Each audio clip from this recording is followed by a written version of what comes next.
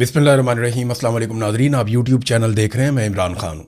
थोड़े दिन पहले मैंने आपको एक ब्रेकिंग न्यूज़ दी थी और मैंने आपको बताया था पाकिस्तान की मिलिट्री एस्टेब्लिशमेंट ने, ख़ास तौर पे आईएसआई ने बुलवाया कुछ सहाफ़ियों को, कुछ को धमकाया, कुछ को समझाया, कुछ को लालच दिया, कुछ को कोई और बात समझाई। तो उन्हें अलग अलग टारगेट दिए गए थे और मैंने आपको ये भी बताया था कि ये दर्जनों सहाफ़ी हैं जिनके साथ अलग अलग और बाज़ के साथ दो दो करके भी मुलाकातें की गई हैं। अब आपको इसका असर नजर आना शुरू हो जाएगा क्योंकि मार्केट में नया चूरन लॉन्च होने वाला है। जो चूरन लॉन्च किया जाएगा, वो जो टारगेट दिए गए हैं चंद बड़े सहाफ़ियों को, और इनमें चंद ऐसे भी हैं जो पाकिस्तान के मौजूदा निज़ाम को गलत करार देते रहे, कुछ ऐसे भी हैं जो इलेक्शन को जाली करार देते रहे, कुछ ऐसे भी हैं जो इमरान खान के साथ होने वाली ज़्यादतियों पर थोड़ी बहुत आवाज़ उठाते रहे। लेकिन अब वो सहाफ़ी एक नया चूरन बेचेंगे। वो चूरन मेरे सामने आ गया, मैं आपको बता देता हूं। ये खबरें आपको आने वाले दिनों में मिलने वाली हैं। एक तो आपको आने वाले दिनों में बताया जाएगा जी पेट्रोल के नए ज़खायर के ऊपर काम हो रहा है और पाकिस्तान में पेट्रोल निकलने वाला है, क्योंकि मिलिट्री एस्टेब्लिशमेंट ने इन सहाफ़ियों को यह कहा है कि तुम जाओ और जाकर मार्केट के अंदर उम्मीद फैलाओ, लोगों को यह कहो कि पाकिस्तान बिल्कुल ठीक होने वाला है, हालात बिल्कुल बुरे नहीं हैं, बहुत अच्छे दिन आने वाले हैं। ऐसी कोशिश आसिम मुनीर साहब के आने के बाद से लेकर अब चौथी मरतबा की जा रही है। एक मरतबा कोशिश की गई इंतखाबात से पहले कि जैसे ही इंतखाबात होंगे तो पाकिस्तान बदलने वाला है। फिर एक दफ़ा कोशिश की गई जब नवाज शरीफ को पाकिस्तान में लाकर रीलॉन्च किया गया, वो कोशिश भी नाकाम हुई।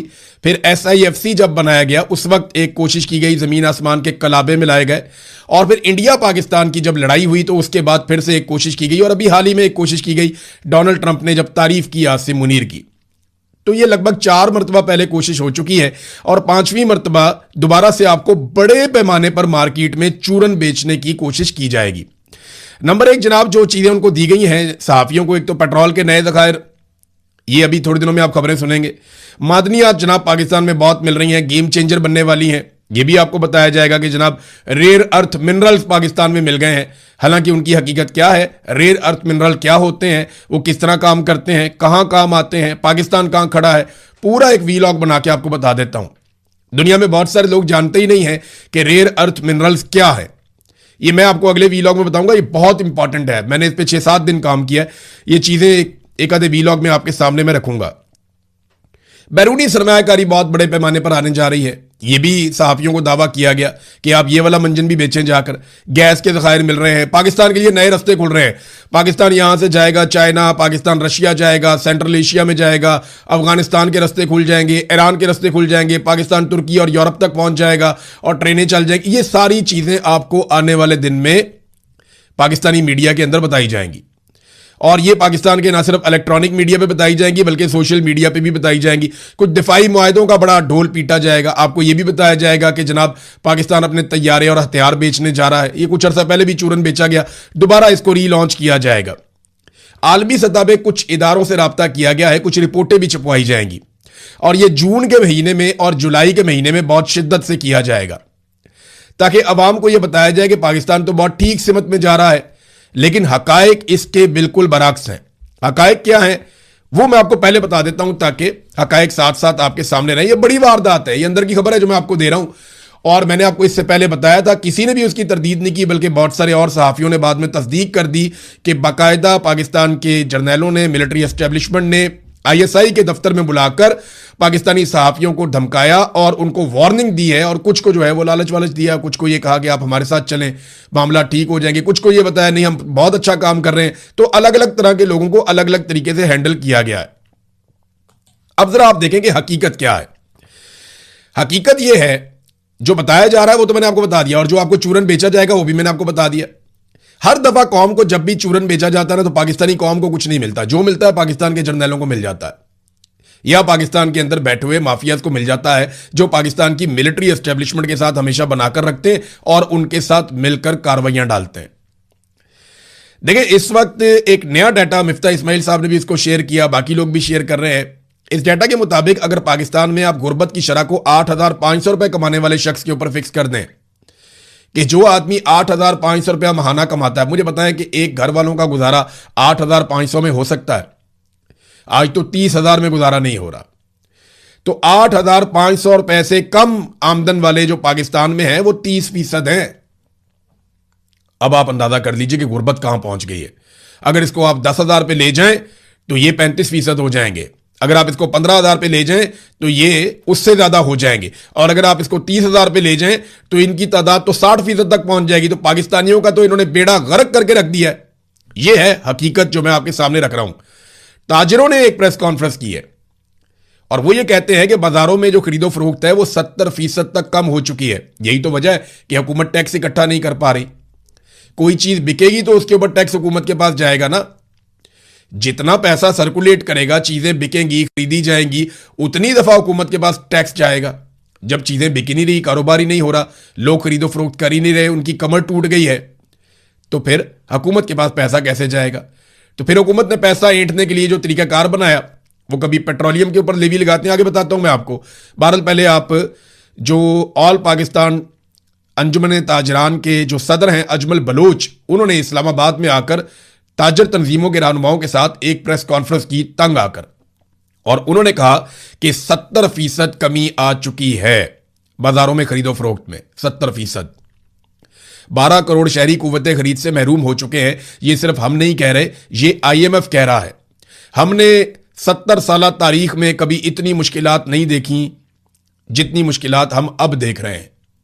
ये ताजरों ने असल कहानी आपको सुनाई, लेकिन जो सहाफी मिलकर आए हैं वो आपको कोई और वारदात डालेंगे। आपको पहले से पता हो कि आपको कौन सा चूरन बेचा जाएगा।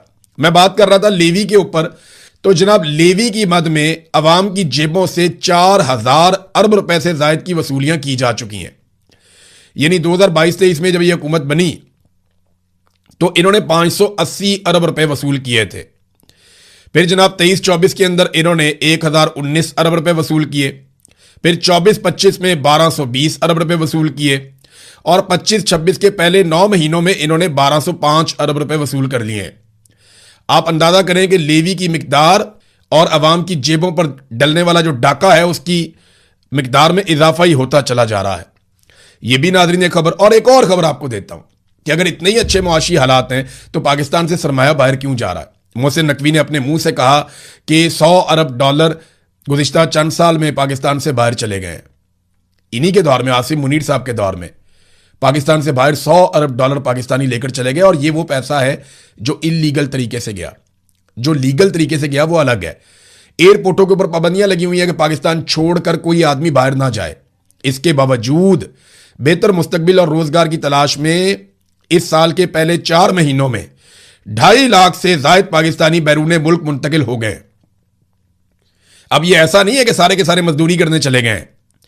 इनमें 1,078 डॉक्टर हैं, इसमें 2,000 इंजीनियर हैं, 419 नर्सेज हैं, 1,650 अकाउंटेंट्स हैं, 9,500 कुक्स हैं, 1,235 इलेक्ट्रीशियंस हैं, 818 मैकेनिक्स हैं, 550 कंप्यूटर माहिरीन हैं, और 1.5 लाख मजदूर इसमें शामिल हैं।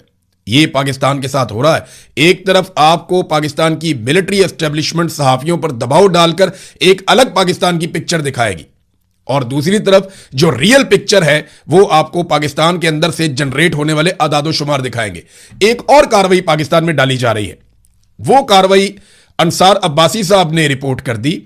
हालांकि अंसार अब्बासी साहब नॉर्मली ऐसी चीजें रिपोर्ट नहीं करते, लेकिन मैं रियाजुल हक साहब की वॉल से ये खबर आपको पढ़ के सुना रहा हूं। आइंदा से जो वफाकी ऑडिट रिपोर्ट है, यानी अब ये चीजें कैसे छुपाएंगे? एक तरफ तो सहाफियों को तैयार कर दिया कि आपने अच्छा अच्छा दिखाना है, अच्छा ना भी हो तो जो हम आपको कहें आपने अच्छा अच्छा करके दिखाना है कि जनाब हमारे तो खजाने निकल आए, हमारी तो लॉटरी लग गई, पाकिस्तान तो बूस्ट करने जा रहा है, पाकिस्तान तो उड़ान उड़ने जा रहा है। जो आसिम मुनीर का अल्फाज है, उन्होंने कहा कि पाकिस्तान यहां से ऊंची उड़ान की तरफ जाएगा। तो ऊंची उड़ान के बाद हमें बुरी पे बुरी खबर, बुरी पे बुरी खबर मिल रही है। तो ऐसा लगता है कि ये लोग जमीनी हकायक से आगाह नहीं है। तो जमीनी हकायक क्या है? हालात यहां तक पहुंच गए हैं कि जो वफाकी ऑडिट रिपोर्टें बनती हैं, इसके लिए बाकायदा इदारे मौजूद हैं जो काम करते हैं। वफाकी ऑडिट रिपोर्ट में से बदउनवानी, बद इंतजामी और फजूल अखराजात और माली खिलाफ वर्जियों के जो मजमूई आदादो शुमार है वो अब शामिल नहीं किए जाएंगे। वो कहते हैं जनाब हमने अब आदादो शुमार ही नहीं डालने, जो चीजें गलत हो जाए उनको बताना ही नहीं है कौम को, और उनके मजमूई आदादो शुमार हम इसलिए नहीं बताएंगे कि उनको इकट्ठा करके ये बताया जाता है जनाब ये देखें कौम का पैसा जाया हो गया। तो अब इस किस्म की वारदातें डाली जा रही हैं। ये अभी मैंने आपको सिर्फ 4 एग्जाम्पल्स दी हैं और ये चारों का डाटा आज ही आया है। महंगाई का डाटा इसके अलावा है और इनकी अय्याशियों का डाटा इसके अलावा है कि जितना पैसा ये अपनी जात के ऊपर और अपने फिरने टुरने के ऊपर खर्च कर रहे हैं। तो सिर्फ ये टारगेट नहीं दिया गया सहाफियों को। आप हैरान हो जाएंगे, कुछ सहाफी जो जमहूरियत के लिए आवाज उठाते थे, आजादी इज़हार राय के लिए आवाज उठाते रहे हैं, आइंदा भी उठाते रहेंगे, लेकिन उनके ऊपर बड़ा शदीद दबाव है, उनसे कोई इख्तलाफ नहीं है, उनसे कोई गुस्सा नहीं है। लेकिन मामला यह है कि पाकिस्तान की मिलिट्री एस्टेब्लिशमेंट उन पर दबाव डाल रही है।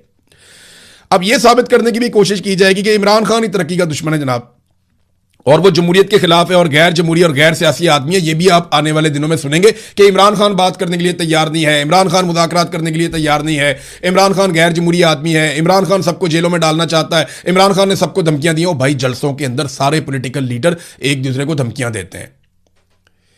शहबाज शरीफ ने कहा था कि मैं जरदारी को सड़कों पर घसीटूंगा, नहीं तो मेरा नाम शहबाज शरीफ नहीं है। तो क्या उसने सड़कों पर घसीट दिया? बताएं ना। फजलुर रहमान ने इमरान खान को यहूदी एजेंट कहा, तो क्या वो मुंह पे आके कह सकता है?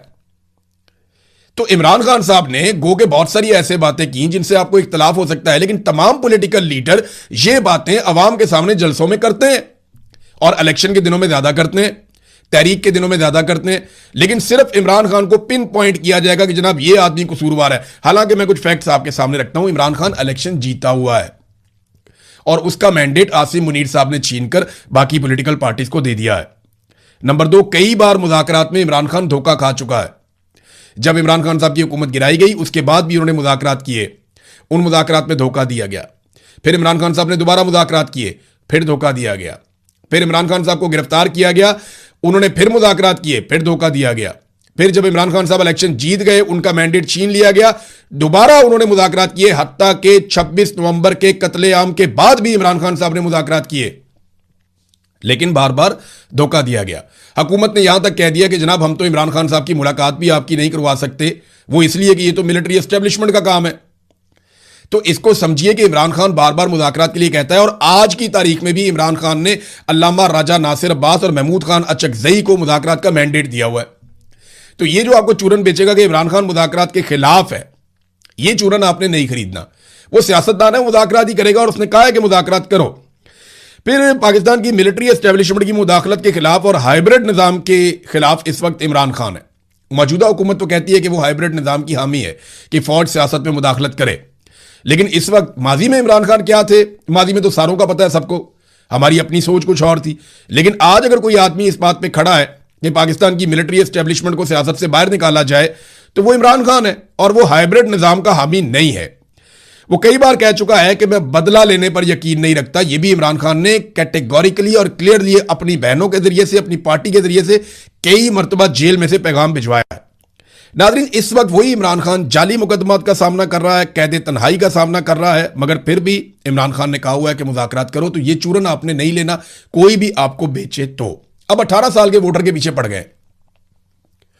मैं राणा सनाउल्लाह साहब का स्टेटमेंट पहले सुन रहा था, अब मैं स्टेटमेंट सुन रहा था कमरुज़्ज़मान कायरा साहब का कि जिस बच्चे को घर के मशवरे में आप शामिल नहीं करते। कायरा साहब, हमारे यहां तो ऐसा नहीं होता, हम तो बच्चों को कॉन्फिडेंस देते हैं, उनको साथ बिठाते हैं।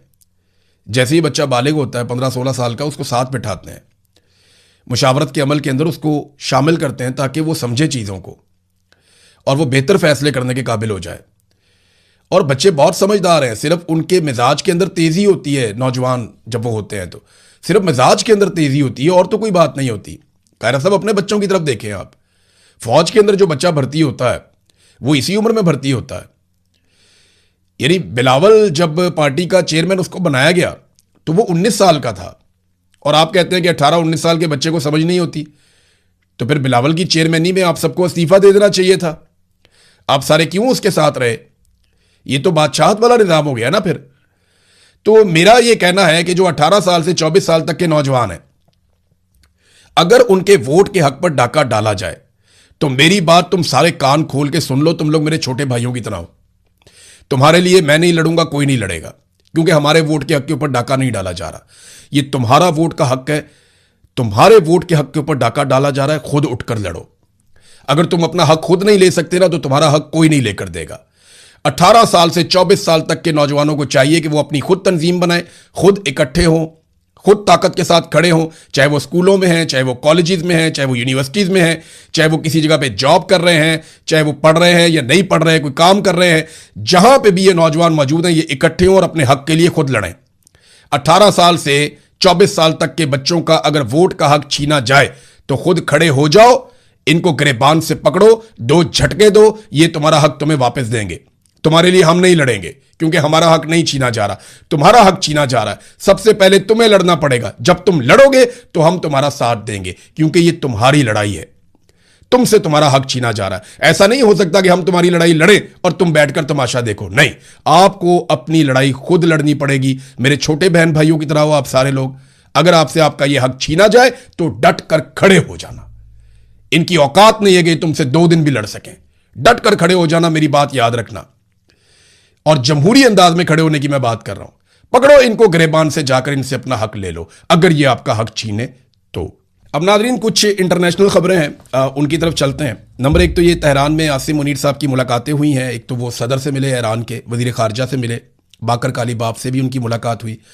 तो बर्फ़ पिघलाने की पूरी कोशिश की जा रही है। आसिम मुनीर साहब ने अमेरिका का पैगाम पहुंचाया, क्योंकि अमेरिका आसिम मुनीर साहब पे बहुत भरोसा करता है और वो ये समझते हैं कि ये एक अमरीकी नुमाइंदा है जो ईरान के साथ हमारे लिए बातचीत कर सकता है। ईरान को इस बात का कॉन्फिडेंस है कि पाकिस्तान हमारे साथ है, ब्रदर इस्लामी मुल्क है, तो वो हमारा भी लिहाज करेंगे। तो ये अच्छी बात है कि एक रास्ता खुला हुआ है। बहरहाल पाकिस्तान कोशिश कर रहा है अमन के लिए, और इसके इम्कानात कितने हैं ये हमें अगले 24-48 घंटों में आइडिया हो जाएगा। क्योंकि ट्रंप के एक मुशीर हैं और वाइट हाउस के डिप्टी चीफ ऑफ स्टाफ हैं डैन स्काविनियो, इन्होंने B-2 बम्बर की एक वीडियो लगाई है। अच्छा, ये तो लगाते रहते हैं लोग, तो इसमें अजीब क्या है? अजीब ये है कि इसी शख्स ने, जो डोनाल्ड ट्रंप का मुशीर भी है, वाइट हाउस का डिप्टी चीफ ऑफ स्टाफ भी है, इसने आखिरी मरतबा जब ये वीडियो लगाई थी तो उसके फ़ौरन बाद, एक दिन के बाद, इसराइल ने और अमेरिका ने ईरान पे अटैक कर दिया था। एग्जैक्टली वही वीडियो इस शख्स ने दोबारा से लगाई है। और मैंने आपको पहले बताया कि अमेरिका में बहुत सारे लोगों ने अपनी छुट्टियां और तकरीबात और अपनी मसरूफियात मनसूख की हैं इस डर से कि बहुत जल्द अमेरिका को हमले का एक और राउंड करना पड़ सकता है। पाकिस्तान के साथ साथ कतर भी कोशिश कर रहा है, ओमान भी कोशिश कर रहा है। इन दोनों ममालिक के वज़राए खारजा भी राब्ते में हैं अब्बास इराक़ची से, और ये सब कोशिश कर रहे हैं कि कुछ ना कुछ करके बीच का रास्ता निकल आए। ईरान अगर डोनाल्ड ट्रंप को कुछ फेस सेविंग दे देता है और उसमें ईरान का कुछ बड़ा नहीं जाता, और बदले में डोनाल्ड ट्रंप ईरान को कुछ फ़ायदे दे देते हैं, तो पूरी दुनिया के लिए, ख़ासतौर पर खित्ते के लिए, ये एक अच्छी खबर होगी। लेकिन अगर ये नहीं कर पाते और किसी नतीजे पर नहीं पहुंचते, दोबारा जंग में जाते हैं, तो फिर इस जंग के बाद, जो अब जंग दोबारा होगी, मेरी बात आप लिख कर रख लें, फिर उसके बाद दुनिया उस तरह की नहीं होगी जो उससे पहले थी। बहुत सारी चीज़ें बदल जाएंगी। जैसा कि पिछले ये जो 6 हफ्ते की एक जंग लगी है, इसने बहुत कुछ बदल दिया। अमेरिका की मिथ बदल के रख दी है। डोनाल्ड ट्रंप ने कहा कि मैंने प्रेसिडेंट शी को जब ये कहा कि अमेरिका की फौजी ताकत बेमिसाल है और वो दुनिया में सबसे बेहतर है, तो उन्होंने डोनाल्ड ट्रंप से इत्तफाक नहीं किया इस बात पे। ये डोनाल्ड ट्रंप ने खुद ये बात बताई है। उधर आबनाए हुर्मुज़ को काफ़ी हद तक नॉर्मलाइज कर दिया ईरान ने।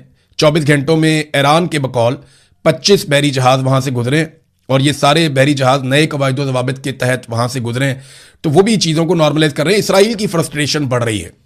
वजह यह है कि इसराइल को लड़ाई चाहिए और वो मुकम्मल तबाही या कंट्रोल चाहते हैं ईरान पे, क्योंकि उन्हें ये पता है कि ईरान ही वो वाहिद मुल्क है जो मुस्तकबिल में इसराइल की जो एक्सपेंशन का एक प्रोग्राम है, या वो चाहते हैं कि अपने मुल्क को तोसी दें, अपनी सरहदों को बाहर दूर तक लेकर जाएं, तो वो उसको रोकने के रास्ते में बड़ी रुकावट फ़िलहाल इस वक्त तो ईरान है। तो वो नहीं चाहते कि ईरान इसी सूरत में बच जाए किसी डील के नतीजे में, तो उन्हें तो लड़ाई चाहिए। तो उनकी फ्रस्ट्रेशन बढ़ रही है और वो क्या करती है आने वाले दिनों में, उस पर हम नज़र रखेंगे। पाकिस्तान में थोड़ा सा वापस आपको लेकर जाता हूँ, 2-4 खबरें हैं। एक तो ये है कि हरीपुर में एहतजाज करने वाले ख्वाजा सराओं पर पुलिस ने तशद्दुद किया। हुकूमत ने पाबंदी लगा दी उनके नाचने पे। ना उनके पास कोई नौकरियां हैं, ना उनके पास कोई बुनियादी हुकूक हैं। ख्वाजा सरा का हर कोई मजाक उड़ाता है, उन्हें परेशान करते हैं। वो किधर जाएं? वो बेचारे रक्स करते हैं, अपना एक उनका कल्चर है, वो दिखा के वो जो उनसे होता है वो 4 पैसे कमा लेते हैं। लेकिन उनके ऊपर पाबंदियां लगाई। वो एहतजाज कर रहे थे, पुलिस ने उनको बहुत मारा, बड़ी ज्यादती की। अब ये ब्रूटैलिटी जो है ये बहुत नामुनासिब है। खैबर पख्तूनख्वा हुकूमत जो है उसे इस सारे मामले के ऊपर ना सिर्फ एक्शन लेना चाहिए, बल्कि जिन लोगों ने तशद्दुद किया उनको इबरत का निशान बनाना चाहिए। और अगर वो ये नहीं करते तो फिर खैबर पख्तूनख्वा की हुकूमत भी इस जुर्म में बराबर की शरीक है। ये मासूम लोग हैं, आप इनको क्यों मारते हैं, इनके साथ क्यों ज्यादती करते हैं, नहीं करनी चाहिए। ख्वाजा आसिफ ने एक स्टेटमेंट दिया, मैं जाते जाते आपको बता दूं ताकि जो यूएई से डिपोर्ट होने वाले पाकिस्तानी हैं उन्हें पता चल जाए कि वो क्यों डिपोर्ट हो रहे हैं। तो ख्वाजा आसिफ ने कहा कि यूएई में जितने भी पाकिस्तानी हैं वो सारे कोई इमाम मस्जिद नहीं है। इनमें वो कह रहे हैं जिन लोगों को निकाला है उनमें जराइम पेशा भी हैं और बेकारी टाइप के लोग भी हैं, तो सारे इमाम मस्जिद तो नहीं है और ये यूएई का हक है कि वो इन पाकिस्तानियों को यूएई से निकाले। ये ख्वाजा आसिफ जो पाकिस्तान के वज़ीर दिफा हैं उनका स्टेटमेंट है नेशनल टीवी के ऊपर। अब तक के लिए इतना ही, अपना ख्याल रखिएगा, अपने इस चैनल का भी। अल्लाह हाफिज़।